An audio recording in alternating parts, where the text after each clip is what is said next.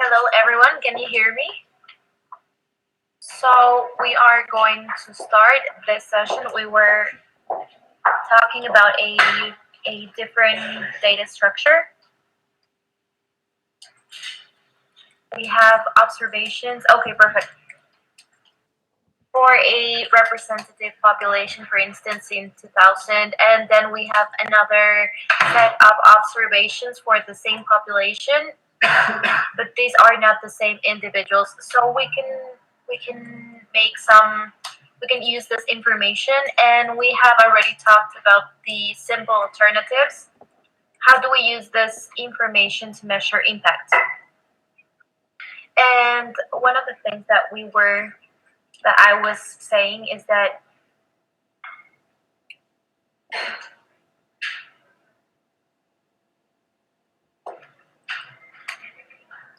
how do we what do we take into account? So we can use the control group, and we can only use the treatment group in this case, year 0 and year 1. We already talked about some of the disadvantages, and also we need to take into account the different factors that change over time, and not only the effect of the program, but also many things changed over time. So we were saying that this is not a good idea because this is not a valid counterfactual. We have talked about these possibility. We can only compare the treatment and control group, and the problem that we have here is that because this is not we do not know if control group and treatment group can be compared. Maybe they have some differences even in the program, and maybe the only thing that I am able to see is the differences between both groups. So maybe I want to attribute this to the program, and maybe this is not due to the program. So none of this is a valid option for the counterfactual. And we also talked about this, and I think that we were talking about this in the last session, and this has to do with difference in differences, and this is a subtract. We need to subtract this, and therefore we can have a counterfactual. So what do we do with difference on differences? In differences, we need to obtain the information regarding the control group and the treatment group. And just as the name says, we take the difference between the variable of interest, for instance, income, average, regarding the treatment group. And we can do this just as we do here in this first part in year 0 when we do not have a program. So this is not different in the program because the program doesn't exist. But we are incorporating these possible differences regarding both groups. As an example, let's suppose that when we subtract this, in average, the individual's income that eventually will be in the treatment group, but the ones that are not included in the program, is the difference is equal to $100, and then we do the same thing, and now we are going to include the income of the treatment group when the program already exists, and we are going to subtract this from the control group in period 1 when the program already exists. So let's suppose that this difference is going to be equal to $120. So average income is $120 more than control group, and we had an initial difference of extra $100. So this would be 120 minus 100, and we have a difference equal to $20. And under some assumptions that I am going to explain later, we can say that this is the impact of the program. This difference is the counterfactual because it says, okay, the groups were not the same, but I already know the gap, and this was a difference of $20. And as time goes by, we analyze the same individuals, and this difference is no longer 100 but 120. So this difference changes, and this $20, we can say that this was due to the program. we're going to analyze some assumptions later on so that we can understand what I am currently explaining. I am going to re-explain this equation. This is valid, but sometimes we're going to find the same equation in another way. So we're just presenting this in another way. So first we're going to talk about the treatment group and then control group. This is the same information. I am just changing income to the other side, and we have this equation or expression. This is the same one, I just changed some terms. So as I said, with this estimator, we can control differences between groups before and after treatment, and therefore we obtain an estimate of what changed only due to treatment. So we're going to analyze an example to understand these concepts. So let's suppose that we want to analyze, for instance, negative effects and its effect on a negative variable. So in this case, we're going to talk about house prices, and we want to know how the price of houses changes after a garbage incinerator is built near a neighborhood. So maybe people so what we would expect is that this garbage incinerator, this is as a sort of negative policy or program because the pricing will decrease. So what we have here in this example or in this case, let's suppose that we have a sample, a household sample. So we already know the price, the selling price, and we have a representative sample in different neighborhoods in year 0 when the incinerator was not there, and then another sample when the incinerator is built. So we already know where this incinerator is going to be located. We know where it is going to be located. So what does it mean? Well, in year 0, when I have information for these neighborhoods, I already know which ones are going to be near the incinerator and which ones are going to be far. So with this information from year 0, I can say that the information for neighborhoods far from the incinerators, those are going to be part of the control group, and the ones that are near are going to be part of treatment group. So time goes by, and I have another sample, representative sample of this population, and I can say, okay, these are the houses that are close and near, near and far. So I have treatment and control group. I do have the necessary information to conduct a difference in differences estimate. So this is exactly what I explained.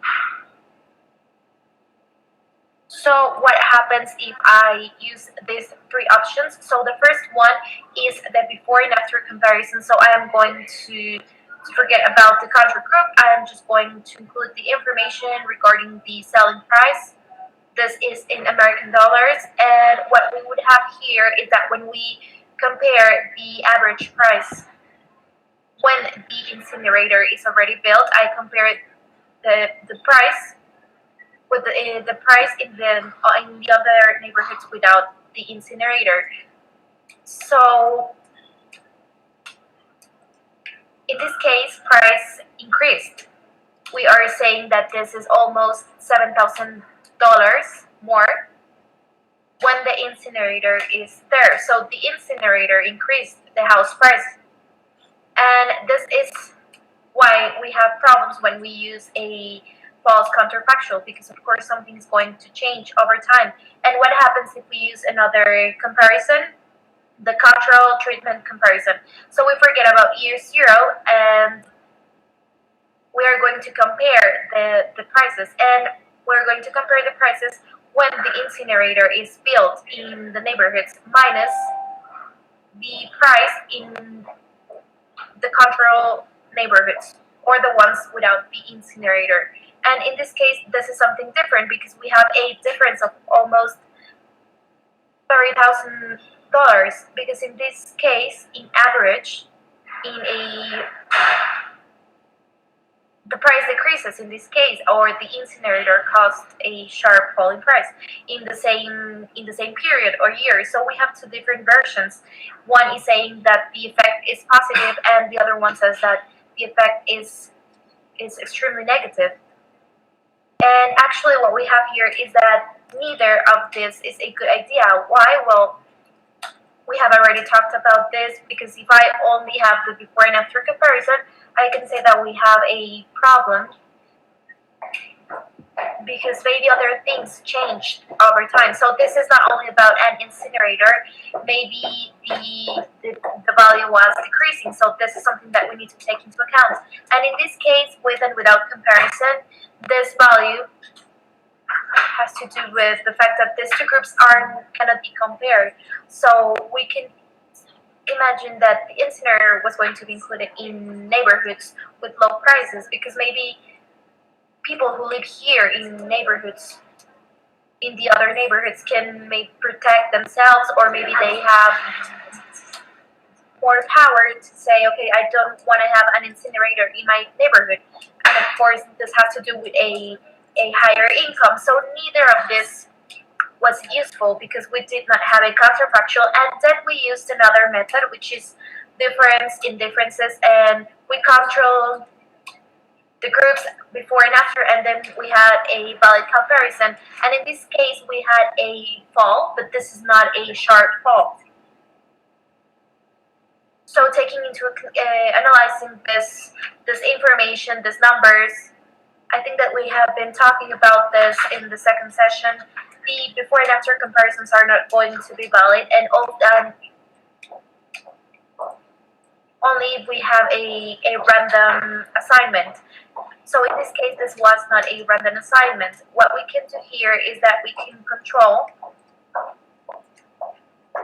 because of the differences between both groups. So this is just an example of the mistakes that we can make. And these are the indicators. These are not the right indicators, and the last one shows the impact of the incinerator. And what I have been talking so far, we need to have an average, then minus the other average, then.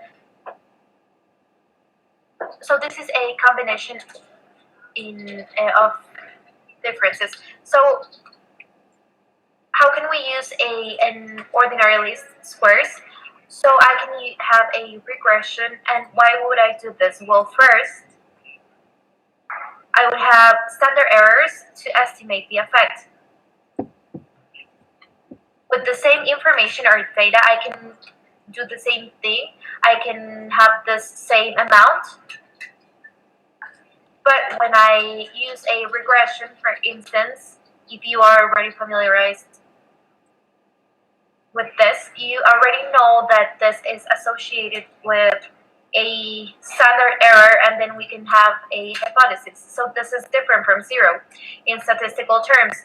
So if I only have a difference in means, I am not going to have a standard error. And if I have a regression, I can have the standard errors, but also I can have a more generalized version, and I can include control variables. So this is not only regarding the difference in means. For instance, I can include other information, such as the kilometers, or this is going to provide more information for an impact evaluation, because I am controlling every factor. So I really hope that you understood this, the differences estimator, and something that I want to show. I am not going to spend a lot of time explaining this, because I think it's easier if you analyze this, if you write this, because this is an arithmetic operation. So if I have a regression like this one, like the one in the first sentence, this is the same as if I were doing a DID difference. So what do we have here in this regression? We have a dichotomic variable, including 0 variables. So this is going to be 1 if I am in year 1 and 0 if I am in year 0. And this is another, this variable was known as W, and this is going to be equal to 1 for the treatment group and 0 for the control group. And then here we have time variable and treatment variable. So I can have a simple regression because I am interested y is equal to the price, so the house price. And then if we are in year 0, TR if I am in a neighborhood close, near or far from the incinerator. And then if I have this regression and if I analyze delta 1, then this is going to be equal as difference in differences. If I have this data, the previous numbers, then I am going to obtain the same amount or the same thing as if I did the previous operation. So I am going to obtain the same information if I use this, and delta 1 is equal to the previous number. So this is not something weird. I would just need to remember what I explained in the previous session. And when I use a regression, I am estimating an expected value. So in this case, I can say that what we are going to do is that we are going to estimate expected values. So I have, in this case, I have 4. I'm going to write them down. I don't want to spend a lot of time explaining this. I think that it is going to be easier for you if you do this later on. So the only thing that I am doing here is that if the regression is an expected value, given the values, so I have 4 alternatives. The first one is that I can obtain the expected value for a treatment group in year 1. So what does this mean? Well, this means that t value or time value is going to be equal to 1 and treatment value is going to be equal to 1 because we are in the treatment group. So if I analyze this regression, we only had dichotomic values, and that's why I had delta 0. So delta 1 multiplies delta 1, and here I have 1 and 1. So here and below we have delta 1. I am going to do this with another 1, and please analyze this when you have enough time. We're going to analyze the last example. So if I want to do the same thing for the expected value, I am analyzing the control group in year 0. So what does this mean? This means that the binary value is going to be 0, and then 0 because I'm in the control group. So I am interested in the average for a control group in year 0. So I have beta 0. This variable is equal to 0. This is eliminated. Treatment is equal to 0 because I'm in the control group, and this is 0. Then 0 by 0, and the only thing that we have here is beta 0. And then we are defining, I already defined what is difference. In differences, this is just, I subtract this from this one and then this too. So if you have this operation, and I really suggest that you do this so that you can understand this. So yes, as I mentioned, this difference in differences is equal to delta 1. So this is, for instance, if you have seen that someone conducted an analysis, or maybe you have read a difference in differences analysis, and maybe you did not understand why they were using a regression and why difference in differences, and the impact estimator is going to be provided by the coefficient associated with these 2 variables. Well, this is not a mystery. We just need to apply the difference in differences formula, and then we need to remember this expected value logic. So to recap, if I want to estimate difference in differences, I can have a regression like this one. I am going to have delta 1, which is going to be the impact of the program estimated by the difference in differences method, and this is going to be associated with a standard error.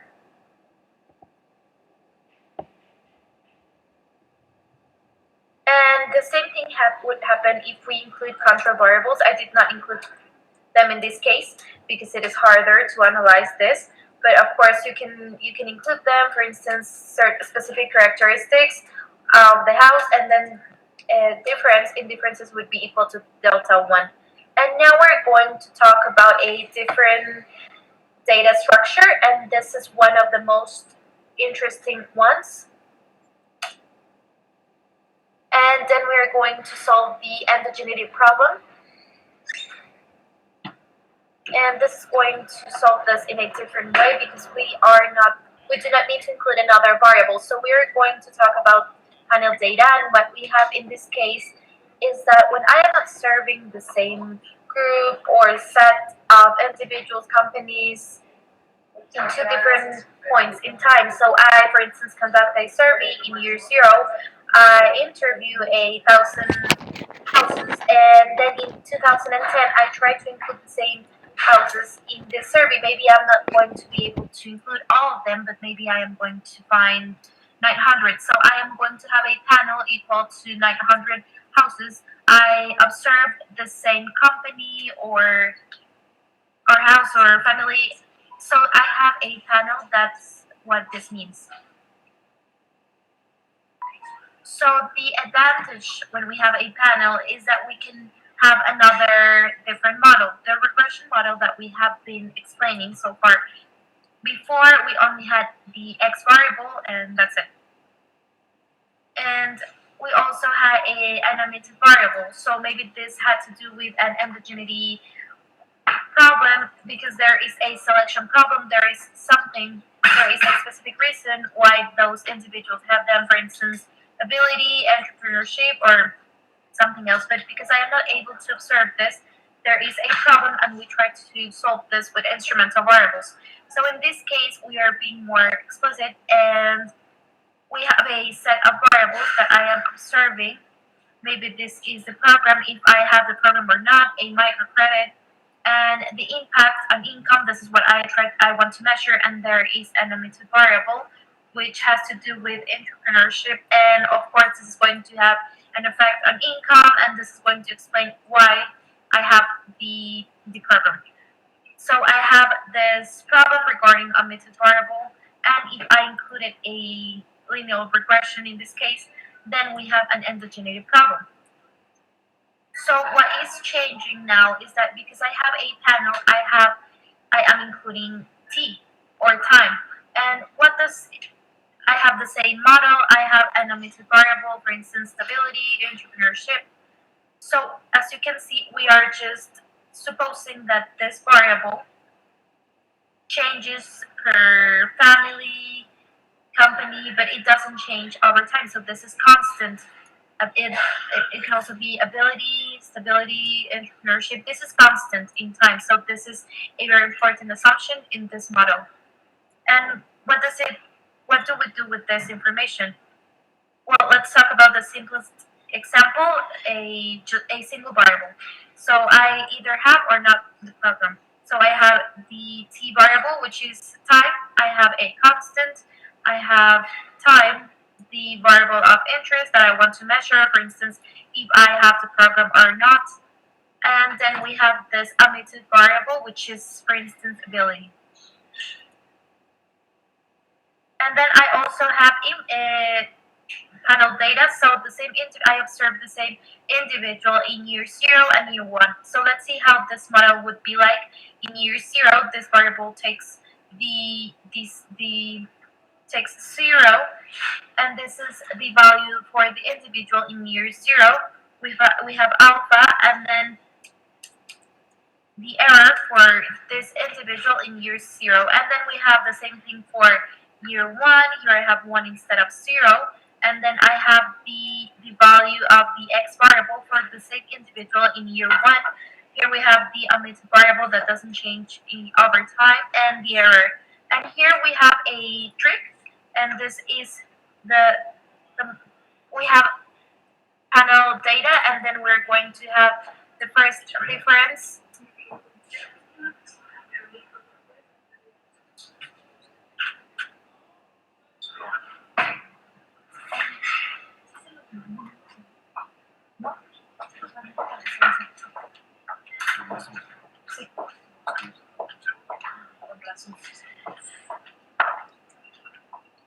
And then here we have beta minus 0, and this difference is common.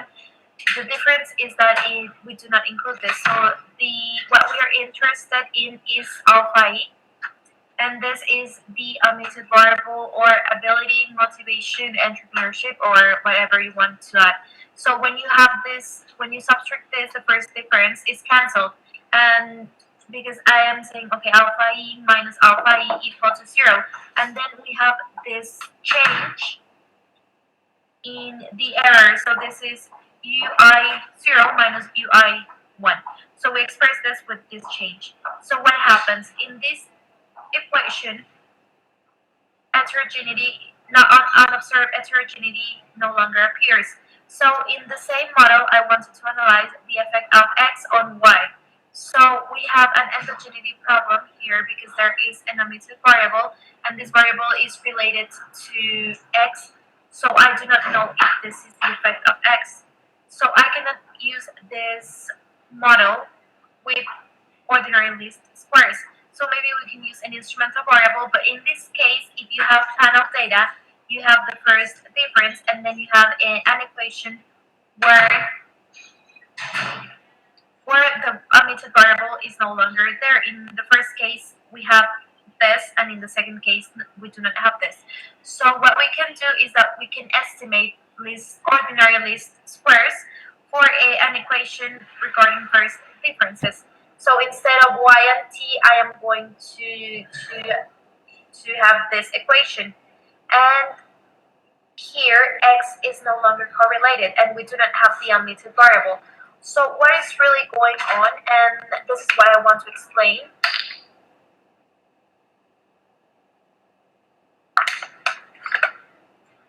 Intuition of why we need panel data to solve the problem of an unobserved variable is that the individual is like a control. For instance, let's suppose that we have a panel of individuals. So I can observe this individual in year 0 and year 1. We have some characteristics, and I have enough information regarding this, for instance, wage, education, amongst others. And I do not have information regarding ability. So if ability is something that is not going to change over time, if we know or observe this individual in year 0 and in year 1, at some point we are going to be able to control this variable, because I am not observing this variable, but I am observing the same individual twice. And for instance, if something changed, he received the program, and maybe this program has an effect on income. So in year 0, he was not a part of the program, and in year 1 he was included in the program. So of course income changed. So these changes in income are not related to an omitted variable that doesn't change over time. If this is true, then ability is not going to change over time, and this can be reliable if we are if we are including short periods of time. So if income changed, then this has to do with some variable that changed over time, and it is not related to variables that did not change over time, because I am already controlling this. So if ability doesn't change over time, then this doesn't explain, because I am not observing the ability, but I am controlling. So each individual is a control of himself. So this is very interesting, because I do not need to use an instrumental variable. I do not need to have more complications to find an instrumental variable justify it and define it. No, here I have a panel structure, and with this I can solve the same problem without using an instrumental variable. So this is a good alternative,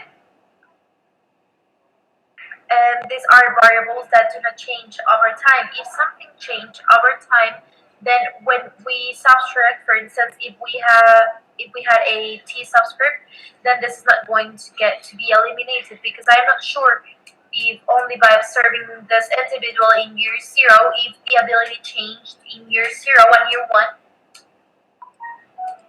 So this no longer works as a control. So to use this as a control, this means that I observe him in year 0, and then he had the same amount, same. This is not going to explain change. So this is a disadvantage, and also this also has a similar problem. For instance, if there is an additional variable that doesn't change over time, for instance, sex,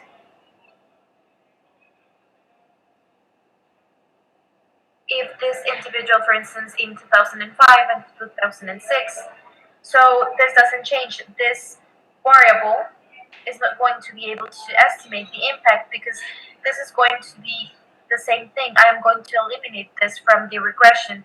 And intuition is the same, because, for instance, if something changed in income, then this doesn't have to do with sex, because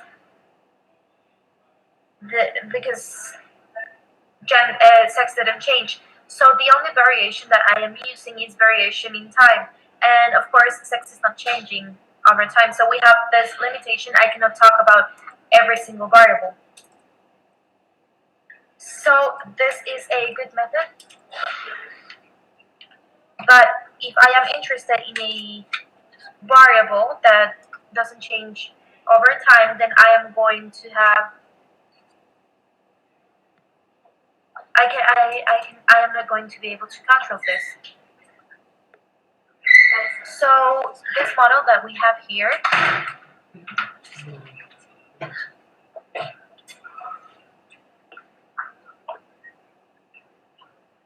so we can do this to estimate difference in differences. That's why we're talking about this.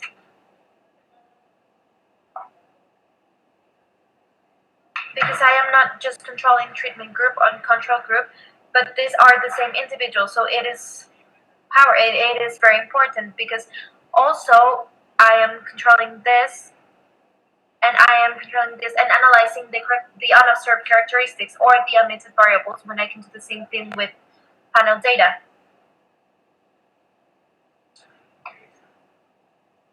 So we are going to talk about this, and we are going to talk about this model. Now we're going to talk about the assumptions. Of course, this same logic is not going to work always. We need to suppose, or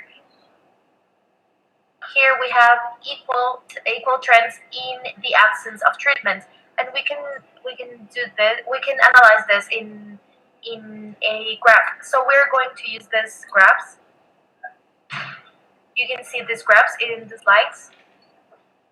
And I am going to talk about what I am observing. So this is control group.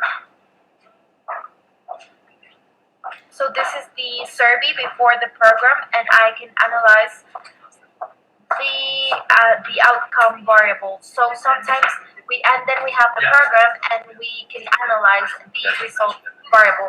So this is control group. We have treatment group, and then we're going to suppose, for instance, that we have a treatment that is positive. So in this case, we had the results variable in year 0, for instance, in the base survey, and then we're going to conduct another survey, and then this is the value. So these 4 points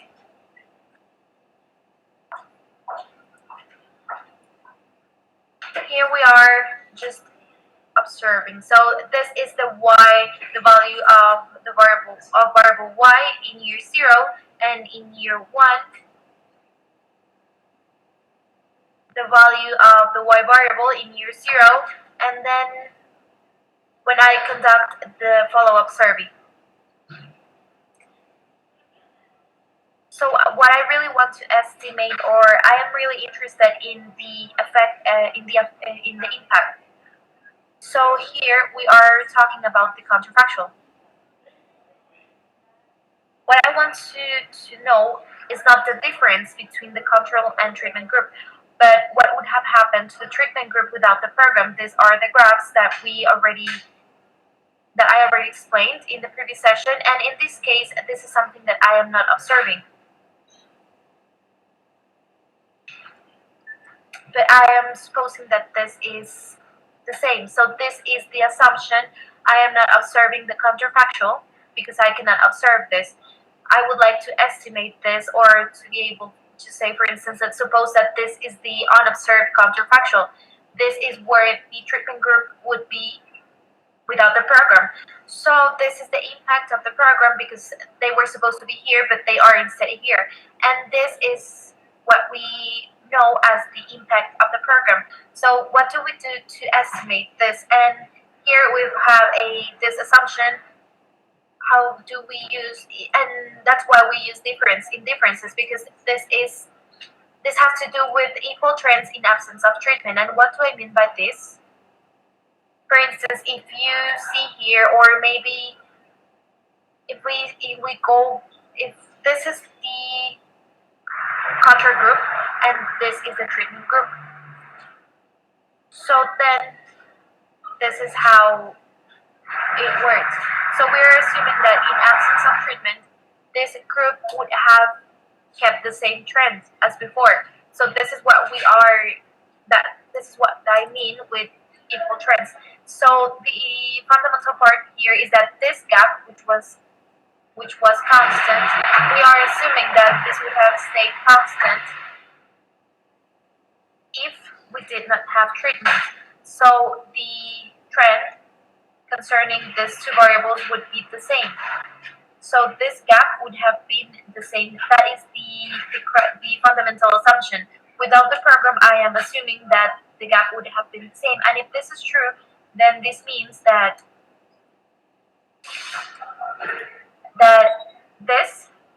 I can observe this. This is y, z, and this distance can be observed is if the assumption is kept concerning the trends.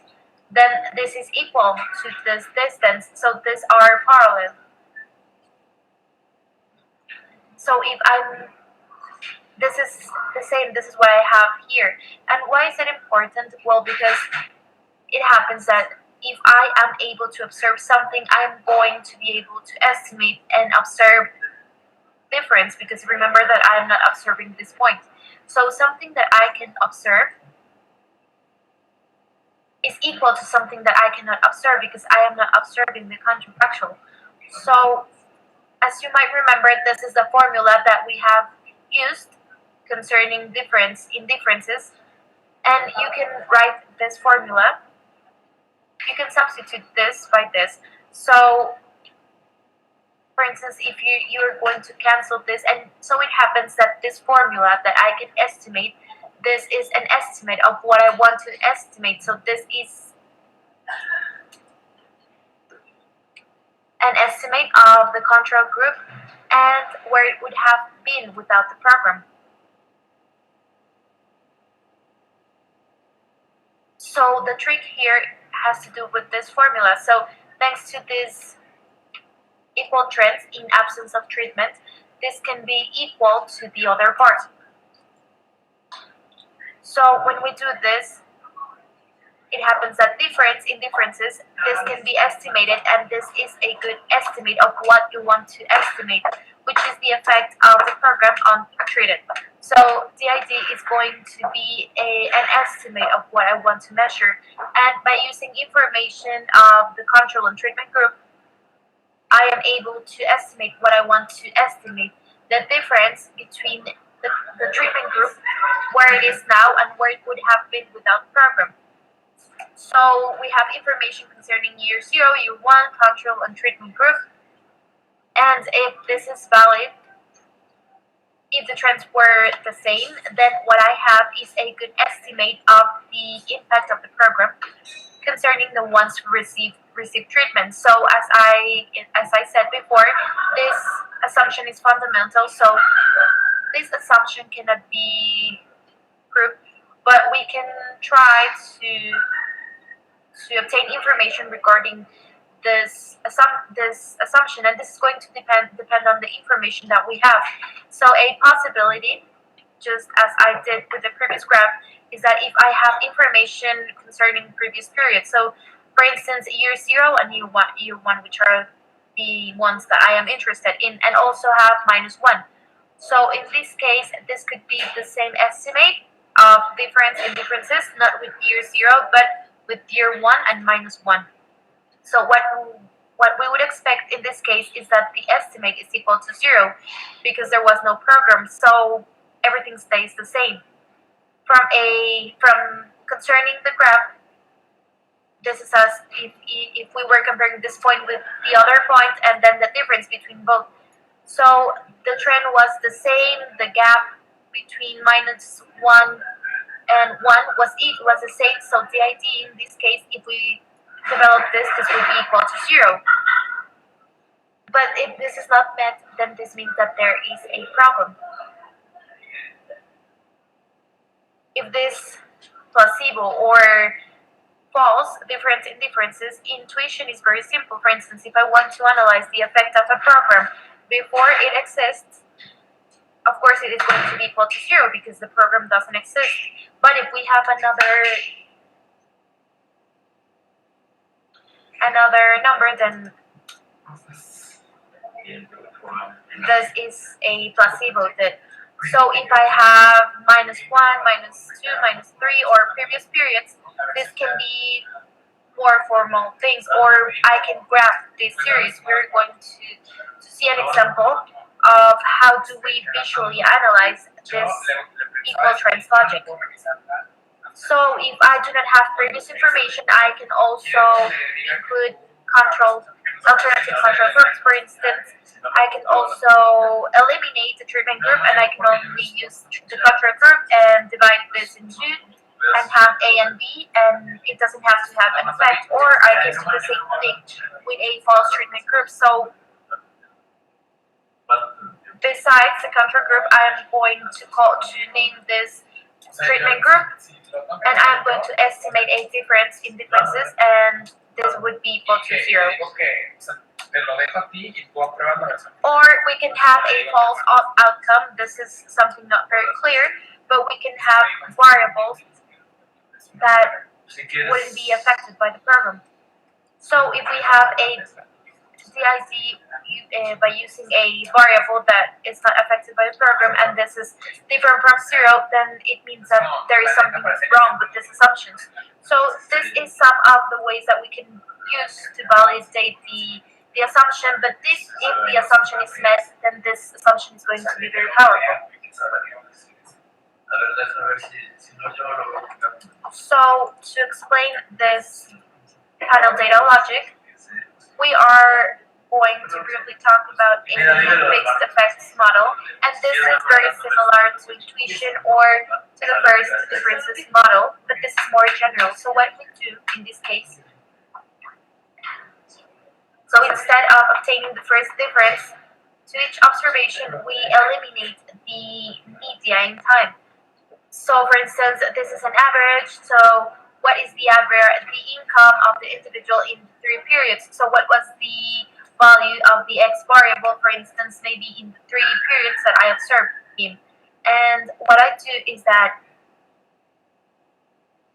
the regression or the equation that we was previously analyzing, I am not going to subtract the first difference but the means in time, and this is going to be the same thing, because when this is constant, the alpha e media means is going to be alpha e. So I am going to subtract this and I am going to control by alpha e, and this is going to disappear. And this is the same intuition, but this is the model that is estimated, that is more frequently used. This is the fixed effects model because this has better properties. This is not we do not have enough time to explain this, but this is more efficient. It uses information in a better way, and it has a matrix and a covariance. So now we're going to analyze a brief example of how we can use this to conduct a difference in differences. So this is an example of the value, or how willing are they to sacrifice health. Okay, this is not a good way to say this, but how they value health. And a way to analyze this is that we have to find a market good, or something that is related to the probability of getting sick. But what I want to talk about is I want to talk about the data used to conduct a DID evaluation. So the effect in this case is not a positive program, this is a negative program, but we want to analyze the effect of this negative program. So it is very likely that the house prices is going to be positively or negatively related to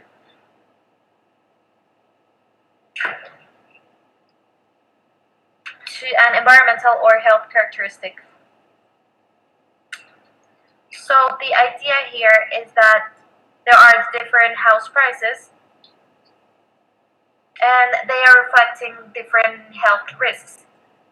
So many times it is very difficult to conduct these estimates because we do not have groups that we can compare. They cannot be directly compared. For instance, we cannot compare a big city with a small city, and then the difference in the prices regarding the small and the big city is due to the fact that there is a better health level, or maybe there is poor air quality. So maybe I cannot do this because in the big city maybe there are more jobs.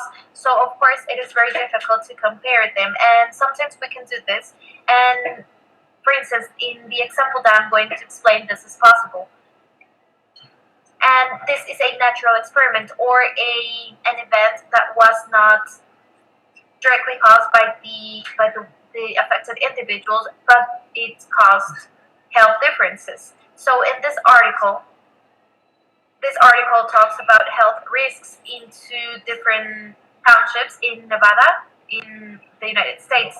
And in one state, they found that there is a substantial increase in leukemia, in child leukemia. So here we have Churchill in Nevada, and in 1999 they found that the amount or frequency of leukemia cases was higher in comparison with the amount of the population, and then they found that there was a cancer cluster in that place.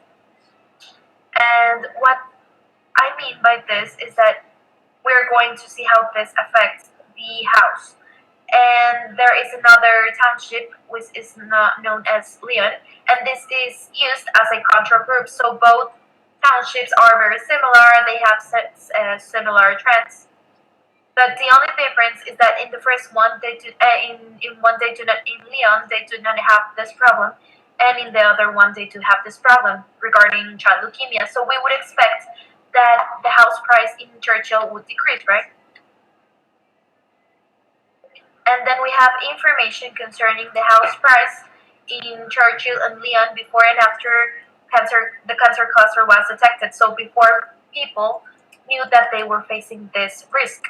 And besides, in many cases, houses were sold more than once. So the same house was sold several times. So we have a house panel. So I observed a specific house in year 0 and the same one in year 1. And then this includes the information regarding house price during time. So I can have this panel data logic. And this is very interesting. I really hope that this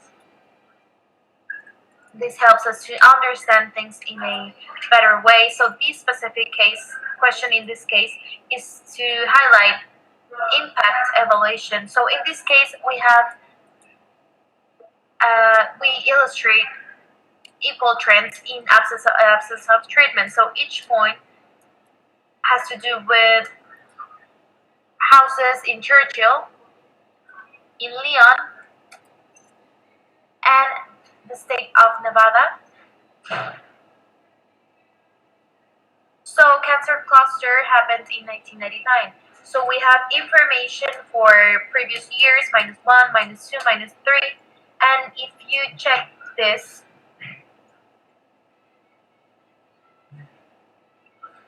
the price index moved in a similar way. So it had a similar trend. They were increasing at the same rate. So the pointed lines that we have here is the confidence interval. So as house prices increased, the other ones increased, and this happened over 10 years. But then we had the cancer cluster, and what we have here, this is the Churchill County where they discovered the cancer cluster, and then the price did not change. So this is the same. This is similar. This is the same price as in 1996. But for instance, if we do not know how to conduct an impact evaluation, or we would only be able to observe before and after. So the house prices in 1998 and 2000, for instance. And what we would say is that this cancer cluster did not affect individuals because the price did not decrease. Individuals are willing to stay there and to pay the same price. But we did not have a counterfactual. If we have before and after, this is a not an accurate data, and we need to compare this with the control group. And in this case, they stayed the same, so there was no difference in price. And after cancer cluster was discovered, then some we analyzed this, and then the price in Churchill County decreased. So what would have happened without cancer cluster? Maybe the house pricing in Leon was different, but this is not the same case. In this case, it did not move forward. So this is the impact concerning this negative effect. So this is the logic that we need to take into account when we are conducting an impact evaluation. We need to have something to compare this. We need to have a counterfactual, or to develop a counterfactual to have a counter group. And this was the impact concerning this. This is not concerning year zero because actually it was a sharp fall concerning the housing price. So here we have other results. These are the differences that we have been talking about, and this is the difference that we have. This is the value because this is the value. Yes. So besides, we have information regarding every single one of the houses, and we have the panel, so I can have an econometric estimate controlled by a fixed effects model. So I can have a regression where I subtract the means from y. So I am also controlling this by a mixed variables or heterogeneity. So of course this is going to be a good method to do so. So here we have the lineal model. We have another method concerning the lineal regression model, and the effects are changing. So what we are interested in is in this application. What I want to point out is that the differences used. I really hope that you understand the intuition, and also if I have panel data, I can correct by heterogeneity or by specific characteristics of the houses that I am not observing. For instance, quality of the finches, if they are located in a specific direction, and the information that I do not have and that can have an effect on the housing price. But because I have panel data, this is as if I were just observing every single aspect. So this is the model, and we have already talked about experimental methods, simple regression, and what we can accomplish with this. We have already talked about instrumental variables. We were talking about the difference in differences methods and difference in differences with panel, and then we're going to talk about the discontinuity design, and we're going to focus on intuition, and of course this is going to be easy. So what do we mean by this? Well, this can be a very useful method for impact evaluation because this is very intuitive, this is very simple, but this can only be used in very specific contexts. And these are programs that should be assigned in accordance with a specific rule that was defined, clearly defined. For instance, the individual is going to be included in the program if there is a variable or index passes a threshold. So, for instance, if for the individual and for the Z variable, the threshold is higher, then of course he or she is going to be included in the program. But if Z is below that threshold, then he or she is not going to be included in that program. So I'm going to give you some examples, for instance, concerning a microcredit.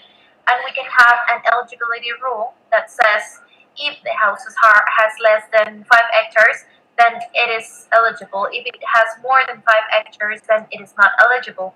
So these are very well-defined rules. If the program doesn't have those rules, then we cannot use this logic. But if the program has that logic and if they follow this, then I can use this method. And another example, for instance, eligibility for a scholarship. So this index is developed by using the different scores, the characteristics of the parents. So this is a threshold, and for instance, the ones who have a value of 6.5, and then they are eligible. For instance, if they have 6.81, they are eligible. If they have 6.79, then they are not eligible. This is a very well-defined rule of the ones who can be included in the program and the ones who cannot be included in the program. So the key, besides the rule, is that the individual should not be able to manipulate. For instance, in the case of the microcredit concerning the hectares, I cannot modify or change the amount of hectares. So what is usually done is that you count the hectares, and the program, for instance, the ones who have 9 hectares are eligible in accordance with national records from 2 years ago. So you cannot do anything else if you have less than 9 hectares. Because if you were able to do something to participate in the program, then we would have this self-selection problem, the one that I explained before regarding textbooks, and if the school obtains is included in a program or has a specific treatment, or if I have this microcredit because I am more scaled. So this cannot be modified. This is very similar because the individual cannot do anything to be included in this program. This is very similar, and this includes a rule, but for the individual, this is random. So this is random if I have 0.49 or 0.4060. So I cannot do anything else, and this was random. So it is very important that the individual cannot manipulate if he's going to be selected or not. And something else that is going to help us, I'm going to show a graph.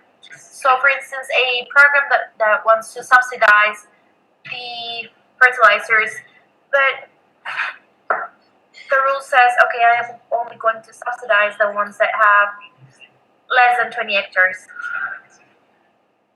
So what happens in this case? This is an arbitrary rule. This can be either 18 or 21. So what we have here is that we want to motivate production or increase production, but before the program, an individual that has, for instance, 19 hectares produces almost the same that an individual with 21 hectares. So these are very close, and this is of course something very useful. So with another example, let's suppose that we have a money transfer program, and the government with that program wants to increase a food expenditure for poor homes. For instance, if we have a poverty index, so if the value is so this program determines that the individuals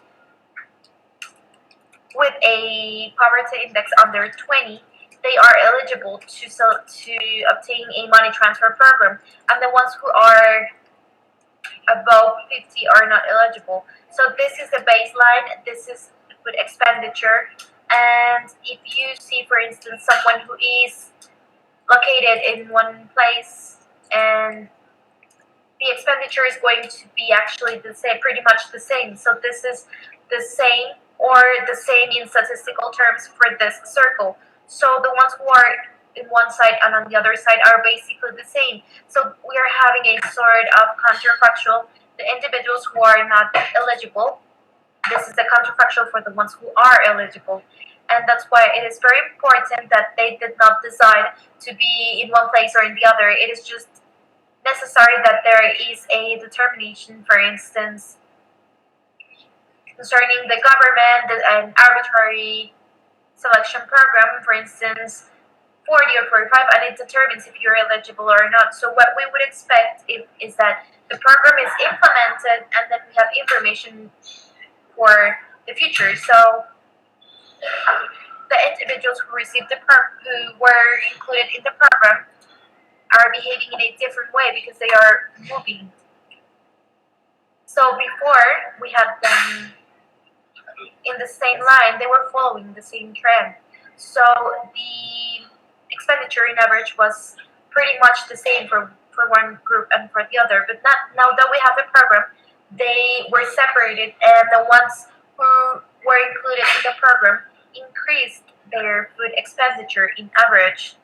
So because this was the control group, I can say that this was the impact of the program. For instance, the difference in this slope, the difference between A and B, and why? Well, because the argument concerning the counterfactual is that if the program did not exist, then these individuals, instead of being here, they would be below as they were before. So before they were moving in the same direction, so we didn't have any discontinuity. There was just a very homogeneous thing in expenditure and how it was increasing as poverty was decreasing. And now it happens that these groups are different, the groups that are included in the program and the ones who are not. So this is a counterfactual of this, and I can say, okay, they were supposed to be here without the program in the same year, and they are here. So program increased average food expenditure. So this is something that can be very powerful, this logic, but of course we need that there is a discrete rule that selects the ones who are going to receive the program and the ones who are not. So how can we estimate this? Well, just as we defined this earlier, we have to intercept the slope concerning the curves. It's the same, but the only thing that is changing is that the axis is being up. These lines are parallel. So how can we measure this? Well, we can have a very simple regression. There is an assignment rule to treatment. So they receive treatment. This is not the same example, this is another example. So treatment is received if you are above. So I'm going to include this value of 1 if someone is above the threshold level. And you're not going to receive it if you are below threshold. So we have this dichotomic variable. And we are going to estimate this regression. And in this regression, we are going to have an intercept. We have this continuous variable, index, or variable that determines, for instance, number of hectares. And here we have information concerning if he receives or not treatment. So I can have this regression, and this parameter or error is going to be an estimate of the impact of the program. So if we analyze this in a graph, this is the difference. This is how this curve moves, and this is the estimate of a group and the other. So, of course, this is very easy to estimate.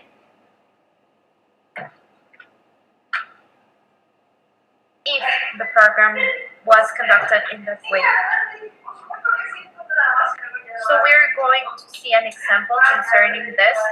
This is a program that was conducted in Spain, and they wanted to know if a money transfer associated with childbirth had an effect on fertility and family welfare. So what happened in this case is that they announced a program that came into effect in July, and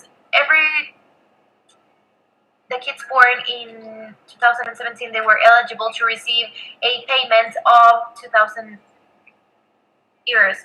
So after July 1st, they obtained this money, and this was a money transfer. So what they wanted to see is if this policy affected fertility in a positive way. So what is happening is they were analyzing the conception variable.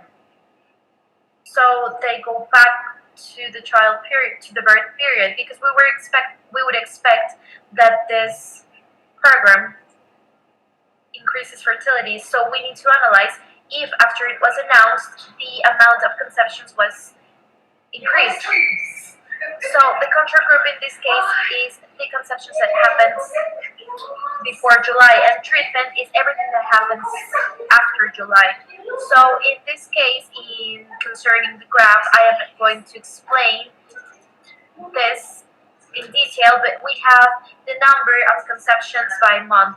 And as we can see here, this increases. So this is before the program, this is after the program. There is an increase in the number of conceptions. So of course it had a positive effect in that sense.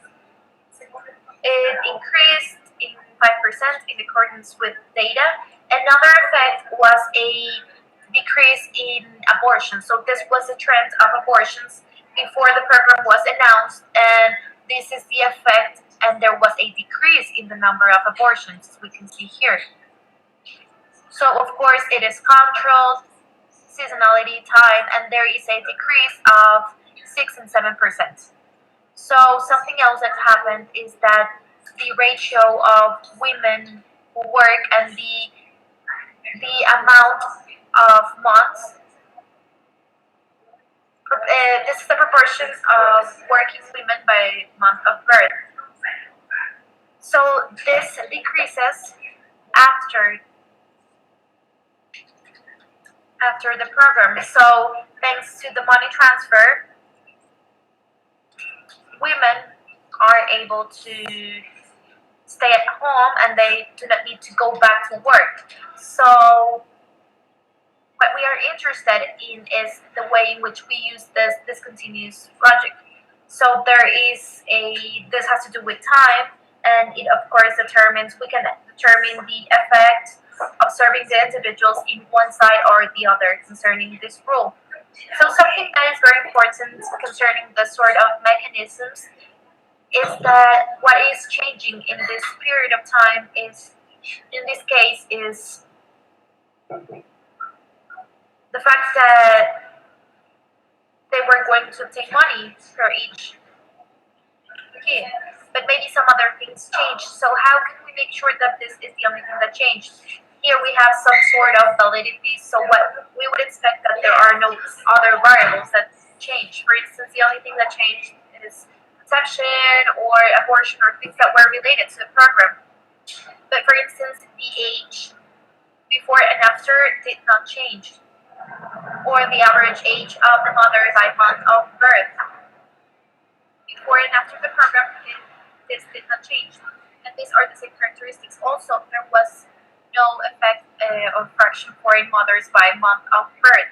So there was no effect in this case, and neither was an effect concerning married mothers by month of birth. So they are constant. So if we go back to the previous slides, we have a discontinuity because it decreases after the program. Here we have another discontinuity. So the amount of conceptions, this is the line, and of course, conceptions increase. The program is announced and abortions are decreased. The program is announced and then working women decreases. So in this case, the program is announced and the average age is the same.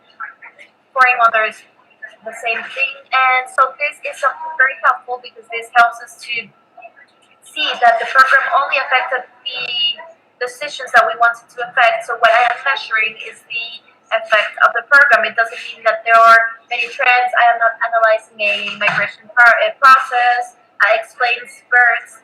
So everything, there is nothing else that is being changed, only the program.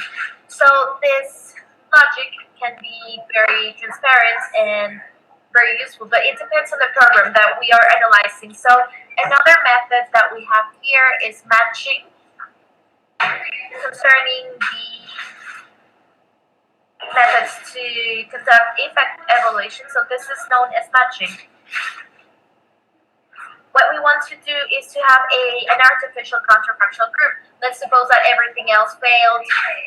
Maybe I didn't have an instrumental variable. I didn't have panel data. This was not a discontinuous regression or a program with a discontinuity. So I am going to do this in an artificial way.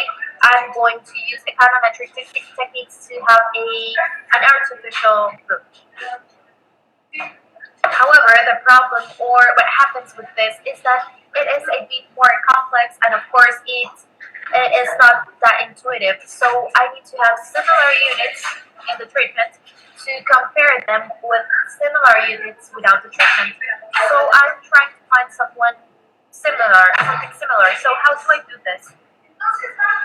Well, I need to analyze the variables that can be observed, for instance, age, sex, every single characteristic that can be observed, and then I try to generate a probability model that says, okay, with this model, with this characteristics that can be observed, how likely is that he obtained or not the program, and then I do the same for the whole sample. So let's suppose that we are talking about individuals. So for each individual concerning the sample, I am aware of his characteristics, and thanks to this econometric model that I estimated, given his characteristics that can be observed, what is the probability of the individual obtaining the program? And then I am going to match controls and treat it. So this is propensities for matching, and this is the probability of them obtaining the program. So what is the probability of them obtaining the program? So if there is an individual with 80% of being included in the program, then I am going to compare this individual with another individual that has the same 80%, but he doesn't have the program. So these are characteristics that can be observed because they have the same probability of being included in the program, but one received the program and the other did not. And that's how I create this control group. So this is an artificial control group where I'm comparing people with the same probability of obtaining the program. So the key in this case is to be able to compare. So I have to have a common support. So what is this? Okay, we are going to see this. This is a lack of common support. In this case, we do not have common support. So this distribution is the individuals that are not included in the program, and the other ones are the ones who did obtain the program. So, for instance, here, let's suppose that we have 10%, and here we have some individuals whose probability of being included in the program was 5%, but they did not receive the program, and they are the ones that are included here. However, I do not have any individual with 5% that received it. So there is no common support. This is common support. So common support means that I have individuals with a probability of 50% to be included in the program, and they receive the program, they are here. And then I have some individuals with 50% that did not receive the program, and they are here. So for this probability range in the pointed line, I have individuals that can be compared, or people with the same probability in the group included in the program and in the group that was not included in the program. And let's say that here we have some individuals with a 98% probability, but I do not have anyone who did not receive the program. So I cannot compare them, and I cannot compare them. So this is not the same. Of course, what we would look for in the propensity score model, the common support should be a broad area, a wide area. So there are some technical methods, but of course, this would require more time. But intuition says that I need to have an artificial group so I can use this as a control group. And therefore, I need people with the same probability. And the ones with the same probability that did not receive the program, so to be able to compare them. But I can achieve this by using econometric methods. So this is less intuitive. And I'm going to explain another example very quick. This was an example that was conducted in Mexico.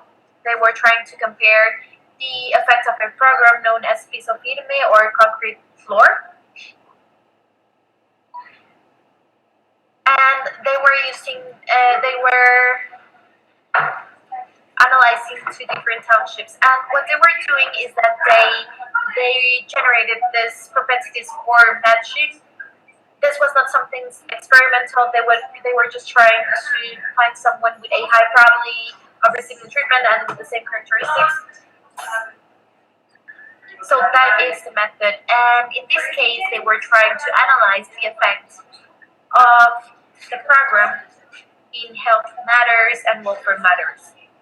So one of the first things for this common support logic, here they were comparing in two states, Mexico, Coahuila, and Durango, and they are pretty much the same regarding number of members in a family, rooms, number of rooms in household, real total consumption per capita. So when we conduct the matching, they are very similar. Here we have other variables. So I really hope that you can see these in your computer. But when you conduct a matching, and this is the econometric aspect, so you make comparisons, and when you compare this with the control group, so of course there are some health benefits. The ones who are in this houses with a cement floor, they have less parasites, diarrhea. So the key was that they were comparing what can be compared, and also they have better levels, satisfaction levels, life satisfaction, and so on and so forth. So this is another method. This is less intuitive, but basic intuition says that I do not have a natural control group. I do not have before and after. I cannot use instrumental variables, or I do not want to use instrumental variables because this was not something experimental. So I am going to create this. I am going to create an artificial control group. I am going to do this by using variables that can be observed, and with this I am going to generate a probability of having the program or not. And the ones that were not included in the program are the control group. And then we have the technical part, but this is the intuition of the matching methods. And last but not least, I am going to talk about dummies. This is not an econometric method. This is something that is used when the sort of problems that we are facing are different. For instance, when the impact of the treatment is long term. For instance, maybe I do not have enough time to be able to measure the effects of the program because maybe the effects are going to be noticed until in 20 years. So, or for instance, when the treatment comprises a whole country, so of course it is going to be really difficult to have a control group. Of course, we cannot have a randomization, we cannot have a control country if the whole country is going to have a change in commercial policy. So also maybe I can measure the potential impacts of the program before it happens. So if this is before it happens, I can do this with the methods that we have been explaining so far. So one of the alternatives is that we can use dummies models.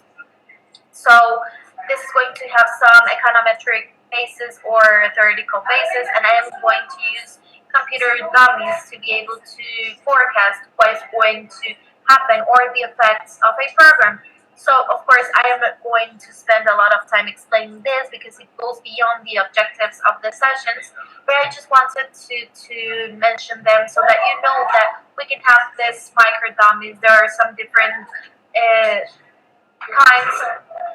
One of them has to do with this impact logic. They are known as local economy wide impact evaluation. So if you are interested in this, you can search them. So for instance, when we want to move from the econometric part, maybe because we are not conducting the program, or maybe because of the characteristics we are not going to be able to work with the characteristics of the program. And so this is what I wanted to say. This is the end of the session. And actually, this 4 sessions that we have been explaining, I really hope that you understood everything. And also, I really hope that you understood intuition and the different methods from an econometric perspective.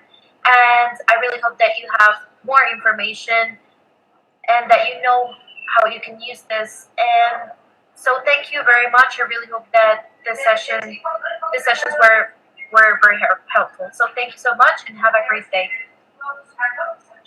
Perfecto. Muchas gracias. De nada, voy a ver qué onda con la presentación porque sí la mandé, pero Monse no la tiene. ¿no la tiene? Ajá. Ok, yo ahorita les marco para ver qué.